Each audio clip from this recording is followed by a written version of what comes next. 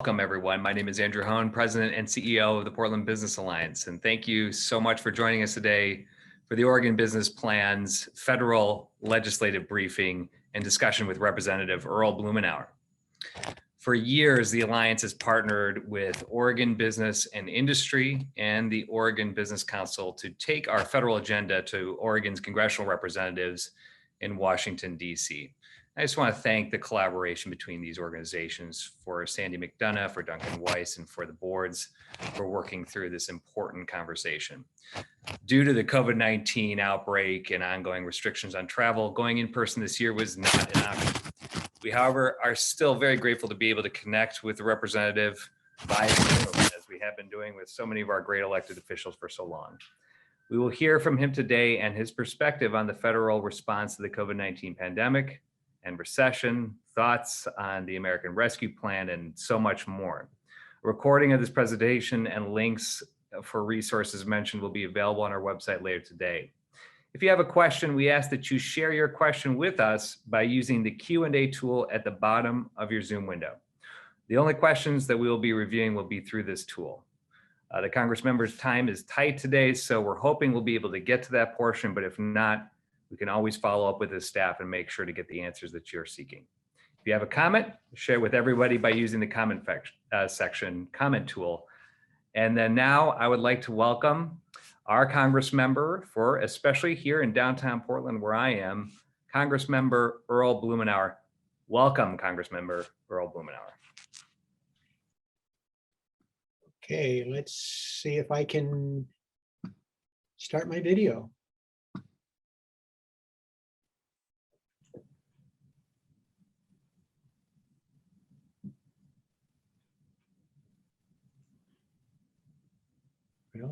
We can definitely hear you, but we okay, can't well, see the cursor is not working, so let's just start talking.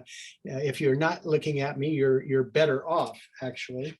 But I'll fiddle with this for a second, but let's dive in. Oh, there we go.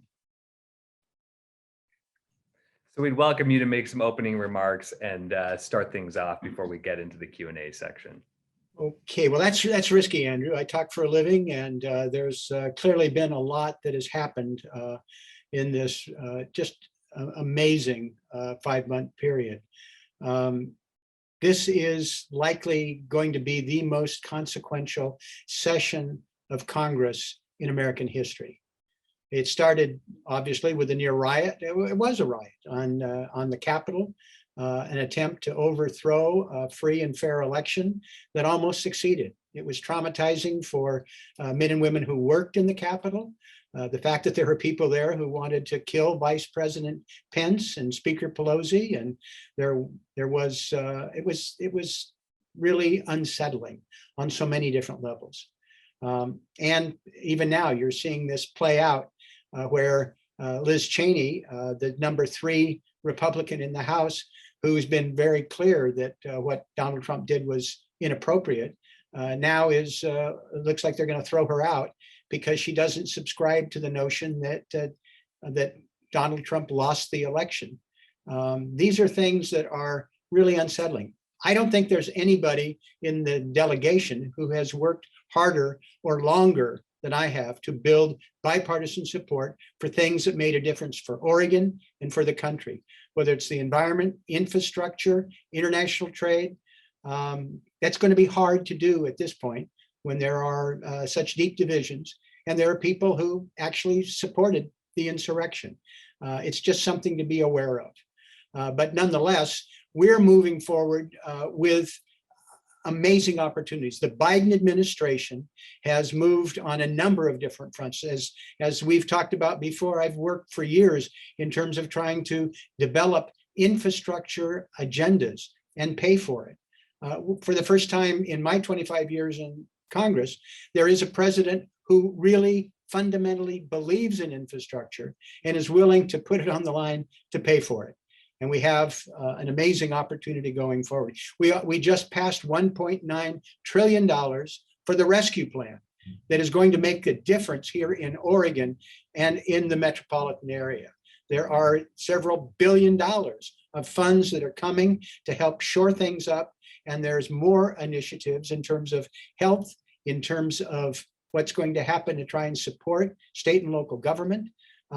In fact, one of the elements there you may have noticed will cut child poverty almost 50% this year. And those checks are going to be going out to households with lower and moderate income who have children under 18. These are things that are revolutionary. I look forward to having an opportunity to deal in greater detail with things that people care about here. This is something in terms of the infrastructure. I just got off a Zoom call with the Secretary of Transportation as we're moving forward with a really bold effort to try and give us the resources we have long needed and require a federal partner to be able to do it. I will stop at this point. I can go on at great length about things that are of interest to me, but I will say that this is, I've been doing this all my adult life.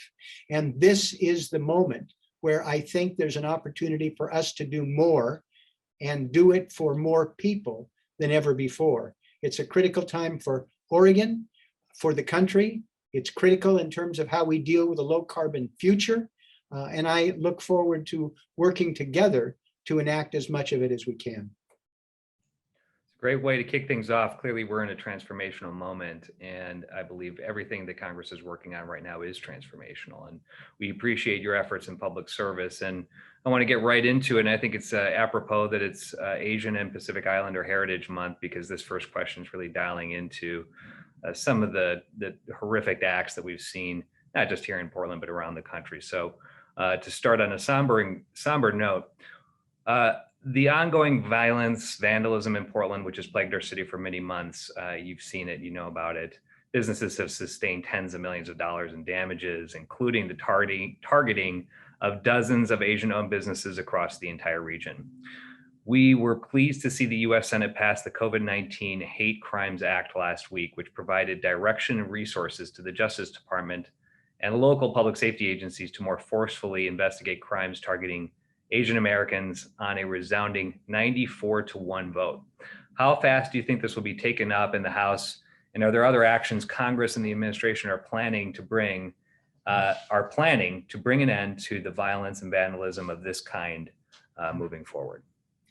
Well, clearly it's been unacceptable. I had, but this didn't just happen. I had a meeting with Asian restaurateurs almost 2 years ago, where we were concerned with events that were targeting them at that point. Getting the legislation moving is a step in the right direction. I anticipate the House will act very quickly, and there may be another bill or two. There will be resources given to the Department of Justice to be able to have its partnership. I think, unlike what we saw with the Trump administration that sent in sort of stormtroopers at a time when things were quieting down, where many of us felt he was just trying to stir it up, I think there will be a more collaborative and positive relationship with the Biden administration. And I'm committed to being the federal government being a full partner that we need to make sure that we deal with this on a systematic basis. It's great to hear. And if we can be helpful across the three organizations, please let us know. So let's do a follow-up and be really specific, because this is the Portland Business Alliance. We're here in downtown, and I think anywhere you go across this country, cities and urban centers have been disproportionately impacted in many ways by the various restrictions, because as office work has been eliminated over the past year, the food scene and the retail scene that depend on that office work and on that sort of vibrancy in downtowns have obviously been impacted. So that goes without saying. So do you see opportunities for the business community to partner with you, Congress in general, to secure targeted federal aid for downtowns? And to be specific, we'd be talking about downtown Portland here, but this is appropriate for any central city across anywhere in America, which we know are the beating hearts of any state's economy. Absolutely, Andrew. But as you know, we've been in the midst of a transition for several years. You know, we've looked at the collapse of retail and what happens with the sort of the ammonization of retail activity. We're going to be dealing. We had the federal government last year urged people not to take mass transit to protect their health. I mean, that was just staggering to me, I must say. We've got a long way to go to work our way out of this. Part of it is being able, with the infrastructure proposals that we have, being able to make sure that we're making the investments that are necessary for the federal government to strengthen what happens in terms of particularly Central City, but other infrastructure projects. As you probably know, I worked hard for over a year and started with local restaurants here in Portland, where we developed the Restaurants Recovery Act. And already 186,000 people have applied for grants to replace revenue loss from 2019 to 2020. There will be $28.6 billion that's going to be in the hands of independent restaurants around the country. We worked hard to change the PPP program, which was confusing. It just drove me crazy getting incoming calls from people, and we had contradictory responses from the Small Business Administration, and it was too complex. I hope that we can continue the work we did trying to streamline that. I hope we can embark on a uniform forgiveness program for the smaller loans. Frankly, it's more trouble than it's worth to collect it for the financial institutions, for the businesses. It's not going to make that much difference to the federal government, and it will certainly be a signal to small and medium-sized businesses that have been so hard hit. But the most important thing we can do is defeat this virus. Everybody gets vaccinated. We work to try and make sure that we're sending clear, consistent signals. I was a little befuddled because it looked like the state of Oregon was on a different page than the federal government earlier this week. We need to seek clarity.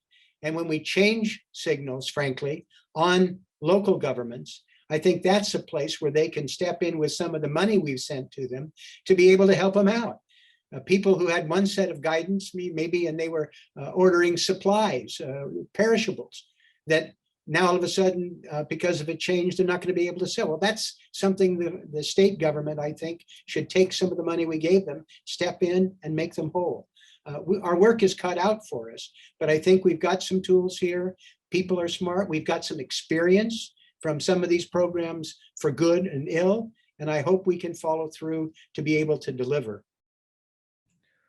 I think that's a great call out, especially to our restaurant industry. Hospitality industry has been so impacted. And also, I appreciate your point about the fluctuations when you get one order to open, or you're thinking about opening, the planning that goes into preparing meals, and the real-time experience that those losses incur onto businesses has been devastating, obviously, after a year of devastation. So the restaurant work on Congress is being happened. Andrew, if I could just elaborate, one thing I want to do is just give a shout out to the local food scene here, the restaurants leaders who worked with me. This is a project that came out of Portland, Oregon, and it was refined and developed by people here in this space working with me.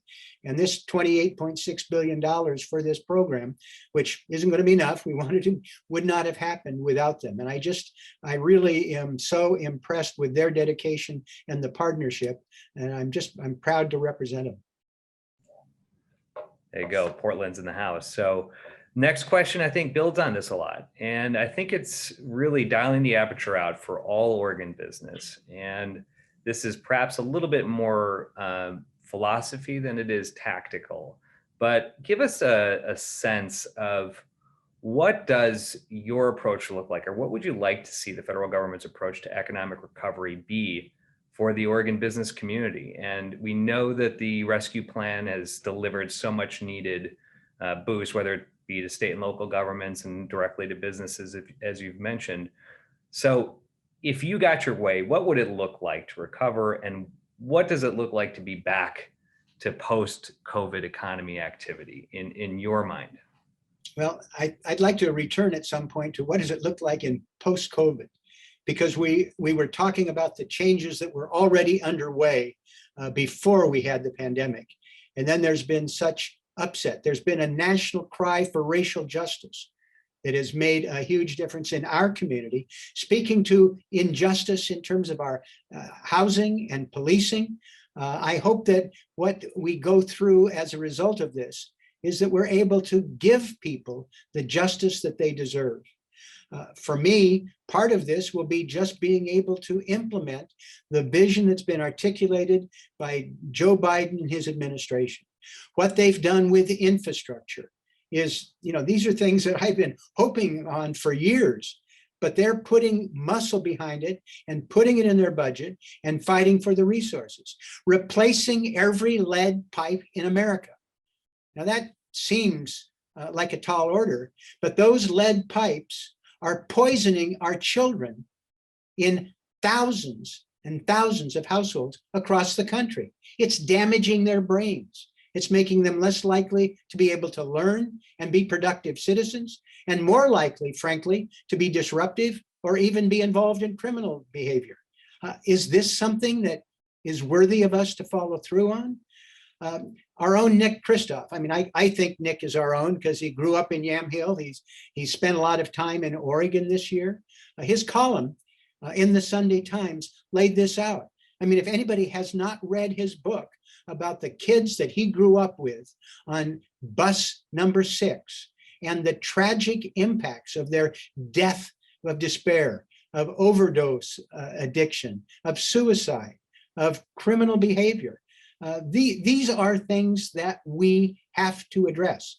And what we have in the proposals that have been advanced by the administration and that I am strongly supporting is that we no longer have to be the only developed rich country that can't take care, for instance, of our children. The notion that kids in Washington, D.C.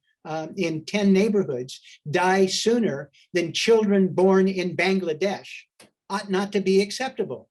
The fact that we're the only civilized country that can't protect our families from gun violence, and the fact that we have C- broadband infrastructure, the notion that there's $100 billion there to do it right. And we've all discovered that broadband is not some arts and crafts thing. Broadband is essential. We've had all these Zoom calls that fade out and people freeze, but children are being educated in part by broadband access, and many of them don't have it. It makes a difference for health, for telehealth, for business being conducted. This is our future. And so these are things that sound bold, but actually they aren't bold if you looked at what other rich countries have done. So for me, and we can, at some point, we might even want to have a call that's devoted to just the infrastructure piece, because these are things that are long overdue and will pay dividends for our community and others across the country in terms of prosperity and health. Obviously, we're going to get really in depth on infrastructure in the next few questions. And I just appreciate it because these things align so deeply with the business community and its longstanding values. And it's one thing that has always been a top priority, and appreciate that this is finally being dealt with in a very serious way at the federal level. So we'll put a pin in that for a moment, but I actually want to go back and get small with you a little bit and ask for your marching orders for all of us, because I think, we're joined. You talked a lot about what the Restaurant Act was able to do for so much in the hospitality sector. And I know we've got our friends from the Oregon Restaurant and Lodging Association who have had quite a year, and I know are appreciative of that workup. But let's talk small for a second. So what are additional efforts that you need to tell us about, or we need to be aware of that are underway in Congress specifically to support the small business sector like hospitality that were really hardest hit? And what can we do to be advocates for those initiatives that are currently being considered? Well, there are a couple of things that may, in some cases, people not see them tied directly to small business, but we have proposals to deal with providing paid family leave, proposals for childcare, and for free community college. These are things, again, that other rich countries take for granted, but it's not the case here. I know in my own family, I have my son, my daughter, they're bright, hardworking spouses for just 4 grandchildren, they're paying the equivalent of college tuition if they can actually get the childcare. We don't pay childcare workers adequately. It's hard. They're on food stamps. They can't support a family themselves. Being supportive of these initiatives that finally step up and do what other civilized countries do for childcare, for paid family leave, for the educational needs. We can't do that. We haven't been able to do this on our own. And you've seen people have taken local initiatives to try and deal with childcare, but having a federal partner takes the burden off individual businesses and local governments and makes it possible for people to have a work-life balance, for kids to be taken care of, and save families huge sums of money. I really appreciate that you pointed out the need for childcare, first off, because I've now contributed a third child to the region as of 2 weeks ago. Congratulations again. Thank you so much, but also to recognize when we need to call in our partners on the federal level, because I think wherever you go, anyone that's done early learning initiatives like what was just passed here in the county, there's always this question about, is this something that the local government should be doing or a federal provision? So I think having that upfront conversation about who's doing what is hugely beneficial, because that impacts businesses who might then be challenged on a competitiveness basis when we should be doing this on more of a broad-based scale. So I think that that's a worthy contribution and conversation to have. Absolutely, absolutely. We find that the federal government can help balance the scales a little bit. Being able to make sure that we don't have to do the infrastructure on our own. It's not something that the housing crisis that we face here has many roots, including past patterns of discrimination by the federal government itself, local government, business, financial institutions, but we're all working to try and correct it. And I'm proud of some of the work that's been done here by local government, by the taxpayers to step up. But the big missing in action player is the federal government. The federal government only has the resources to be able to deal with people with no income. And that ought to be a federal responsibility. We ought to make sure that we don't make this solely on the shoulders of local taxpayers and businesses. The federal government needs to deal with what is truly a national crisis, and particularly up and down the West Coast. Now, I'm pleased that we're looking like we're getting some resources going there, but that's one to recognize, even though we've made some progress here, it's not enough. The federal government needs to be a full partner, in part because the federal government helped create this problem in the first place. Great comments. I think we could talk about this forever, but let's get into the one that I know you and your colleagues, especially in the Oregon delegation, have been just dialed in on. And let's talk about infrastructure. So let's get going at it. Both Oregon Business and Industry and the Portland Business Alliance signed on to a U.S. Chamber campaign to say, we need infrastructure by the 4th of July. And there has been incredible conversations around this currently in Congress. What can you give us in terms of, is this realistic? Is it going to happen? And what can we do to help move the conversation along? Well, it is realistic and it can happen. As is well known to virtually everybody who's been on these calls over the years, this is a reoccurring theme that I have shared with the Portland Business Alliance and your predecessor organizations, what I've done with national groups and organizations. At the beginning of the last Congress, I organized a hearing that included the president of the AFL-CIO, the president of the U.S. Chamber, the president of the American Trucking Association, and the head of the engineering profession, who happened to be an Oregonian, was there. They all agreed that it was time to move forward, and they all agreed that it was important to pay for it, and they were willing to pay more to do that. Well, now here's an opportunity. We've reached a point where something that I've worked on for years in terms of things like the gas tax doesn't work anymore. It just simply will not collect enough money and it won't collect it equitably in an era where we're going to electrify the transportation system. So there are a range of things that will be proposed to actually pay for the $1 billion or more for infrastructure. And I think it's time for us to step up and actually do it.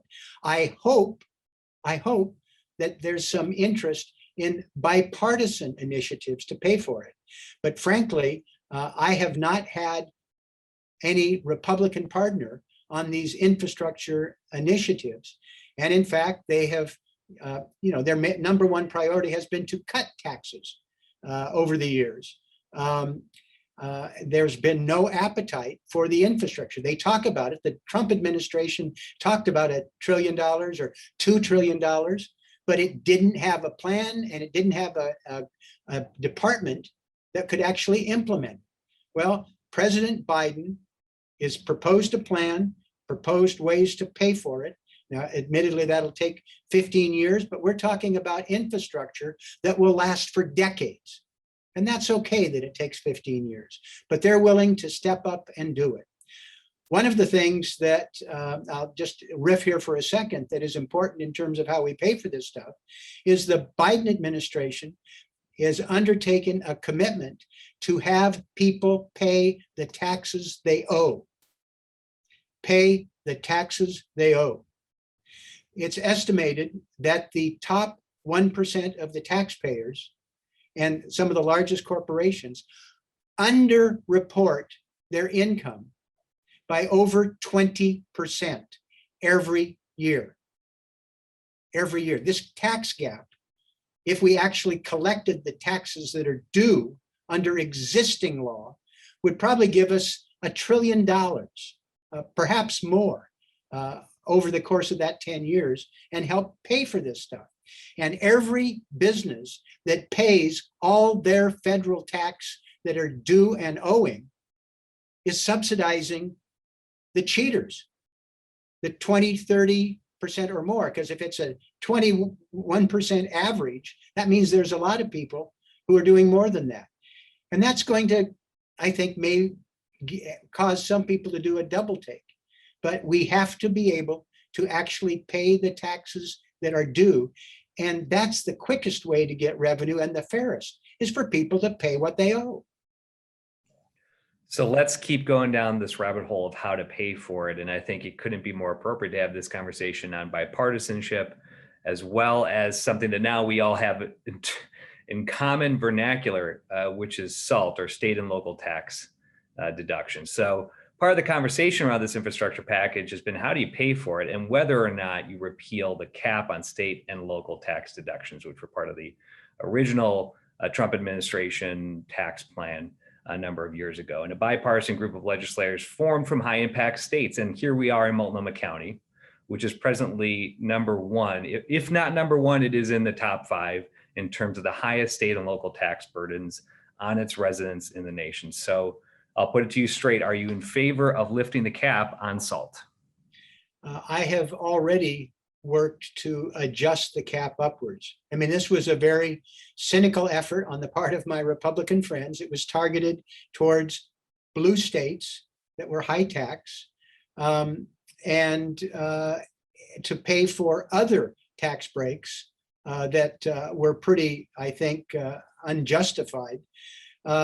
We did make a modification on the SALT tax. One of the things I have made to people who say, well, the SALT tax limitation, if you adjust that, it's just something for rich people, because the top 1% will get 50% of it if it's repealed altogether. But I try and explain to them that here in Multnomah County, for instance, we pay extraordinarily high property tax, income tax. There's no sales tax, and you can have a family making $150,000, $200,000, not rich by any stretch of the imagination, that get hit very hard by this.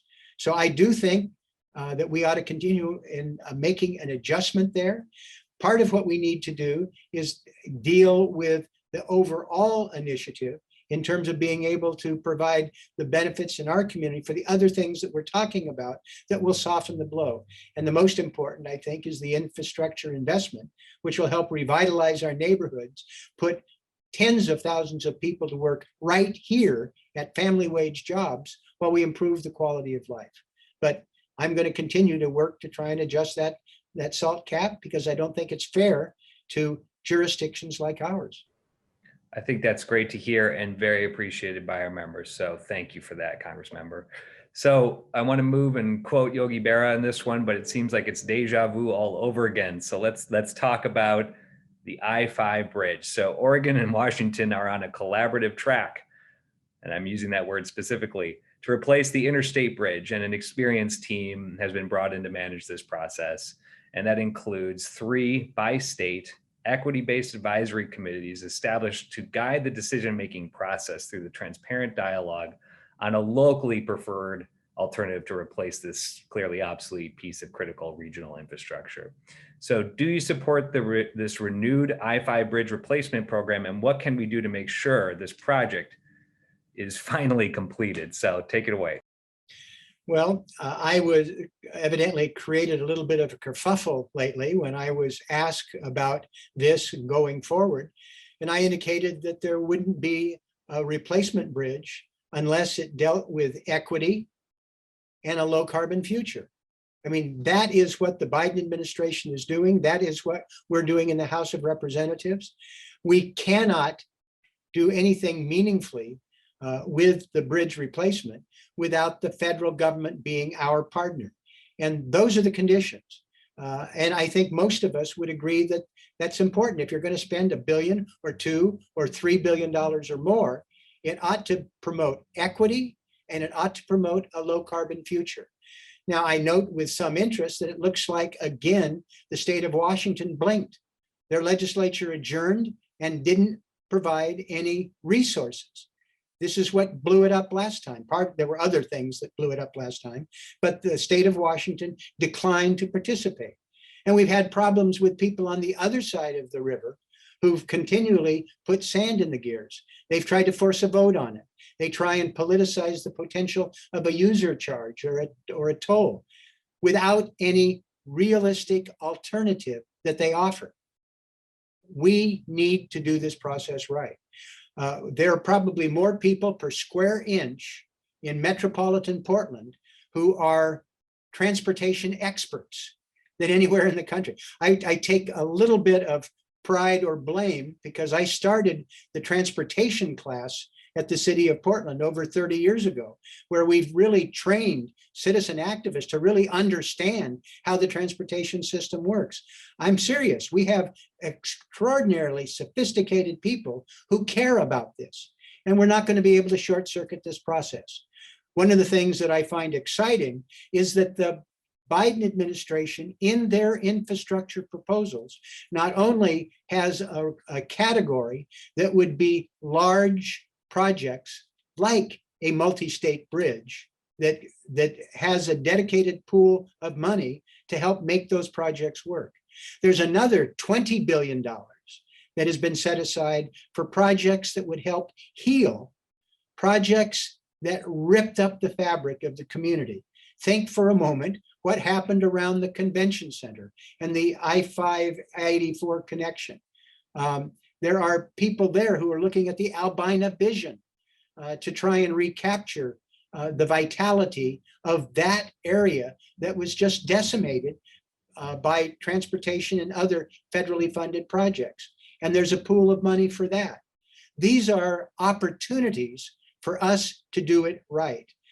But it means that all of these certified smart transportation experts need to be involved. And we need to have that conversation here because we're not going to sneak anything by people. It's going to be hotly debated. I sincerely believe around the Albina vision on the I-5 crossing that there are enough opportunities, if we do it right, to harness the resources to be able to make things better. But it's not going to just be more freeway lanes and projects like we've seen in the past. That's not going to cut it. I think just on those two projects alone, the I-5 bridge replacement and the Rose Quarter, talk about a shot in the arm. And I'm not just saying that because of vaccine needs, but because these really would be economic boosters. But I think it would be a good time to say, make sure you're getting vaccinated, folks. But these would be transformational if we could be able to use the federal resources. And I hope everybody here will support what we're trying to do to get the federal resources, and then tie together opportunities with the old post office site. Tremendous opportunity for revitalization, for the Albina vision to be able to heal past mistakes and be able to take the old school district building that's outmoded and needs to be replaced. Harriet Tubman School. There are so many areas here that could be tied together and really have a really bold vision that serves the community in a much different way. So let's dial right now into the sort of next generation of what we talk about when we talk about infrastructure. You mentioned it before, but this, obviously the beginning of the pandemic, the switch to the virtual setting created a new reliance on connectivity that we've never seen before. And big shout out to any number of our internet providers out there and those that try to bridge the digital divide that moved very swiftly to make sure, especially our students, were getting connected to opportunities and resources to be able to learn in a virtual setting. So I think they deserve a lot of credit. And I want to get into this here because it's important for us to get the feedback from you. We know that really for too many Oregonians, and let's be specific, in rural and high poverty areas of the state, high-speed internet is not accessible. President Biden has included $100 billion, you mentioned it before, for broadband expansion in his infrastructure package. The plan advances connectivity sort of as a new right that's not dissimilar to the way that we treated electricity when it became an essential service during the last major push for American infrastructure. So can you provide us your thoughts on whether the plan as it's written delivers the low-cost, high-speed internet, especially to our rural residents, as well as those in high poverty areas? I think we have the resources to be able to do this right. I know that there's been some of our internet providers that have been working within the constraints they have. But those of you who know what's happening around the world, our broadband access is pretty lame compared to most other rich countries. We haven't knocked the socks off. We haven't been world beaters. We've frankly undershot the mark. We're not a world leader. $100 billion is an important down payment, but it goes beyond the connections at home. This is telehealth. In the pandemic, telehealth has been essential to be able to safely meet the needs in rural and small town Oregon. It's been critical in terms of being able to deal with patients, whether they're in rural or in the cities, where doing it in person was simply not safe. These investments, I really appreciate your likening it to the rural electrification program in the 1930s. That was transformational when only a small number of people had electricity. Now we can't imagine a state where you don't have virtually uniform, unanimous access to electricity. That needs to be the case with broadband now, for business, for health, for education. It's a requirement to compete globally. And we need to step up our game. I think there's going to be a lot of work trying to deal with the private sector to do a better job, to be able to beat our global competitors. Because as I said right now, there's lots of examples where they're better than we are. And that's just simply not acceptable. Great segue into the last sort of big topical question, global. So as you know, Oregon is one of the most trade dependent states in the nation. And as you know, we are one of only 12 states which run a trade surplus and relies heavily on the ability to export our manufacturing products. And of those 12 states, the even better news is that despite this dependency, it's one of only 2 states which isn't extraction based in terms of its ability to do value add manufacturing, and which creates that surplus. So we are really at the forefront of value add manufacturing here, and a big shout out to all of our manufacturers that are with us today. And you've been a strong advocate for free trade policies, and we remain grateful. Let's just look in the rear view for a second and remind everyone about the passage of USMCA. That was a big deal in 2019. Oregon's business community is certainly happy to see a less isolationist administration in the White House, and we know there's a lot going on with international trade related to the workforce, particularly at this moment. So what updates can you provide to all of us and how we can help continue to push for strong free trade policies? Well, I appreciate the reference. I spent 2 years trying to deal with a NAFTA 2.0, which was dead on arrival when the Trump administration dropped it on our doorstep. But by the time we were through, it was passed overwhelmingly. Actually, there were more Democrats than Republicans by one. It was almost 370 votes for it. And it was done by taking our time to listen to objections, to get everybody on board that we could. We have a strong emphasis on trade enforcement. I've heard for years from Oregonians that have websites stolen and stood up from foreign competitors. We've been competing against cheaters in the with illegal logging. That was another major initiative that I passed to crack down on illegal logging, because people in the wood products industry in Oregon were competing against people who had these illegally produced timber. So they had an unfair price advantage, and they were in fact damaging the environment. And the work we did there resulted in a 40% reduction globally in illegal logging. Well, these approaches we can use with enforcement, moving forward to make sure that our trade agreements are honored. They're worth the paper they're printed on. It's also important to make sure that as we're moving forward in our trade agreements, that we are looking at the people who get left behind. The Trade Adjustment Assistance Program expires this summer. This is something that has been used to try and retrain workers. We have actually pretty good record in Oregon.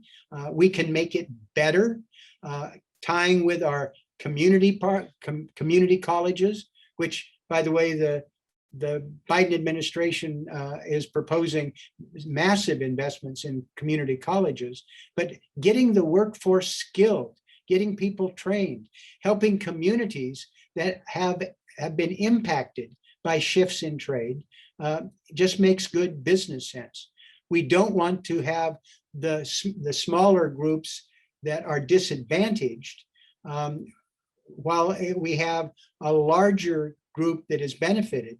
There's a way to share that burden and move it forward. We're going to take the trade adjustment assistance and try and refine it, work with the community colleges, continue to work with our workforce. People here care about this. And I think through my Foreign Trade Committee that we're going to be able to harness those ideas to develop a better piece of legislation to replace the trade adjustment assistance. Great answer. Good heads up on what's coming down this summer, and we'll be active with you on that. And I see there's one question in the Q&A function. Keith Wilson, I just want to give you a shout out. He's a Portland Business Alliance member, great company. Appreciate the question. We'll make sure to get that to the Congress member after this, because I think it could unpack high-speed rail quite at length.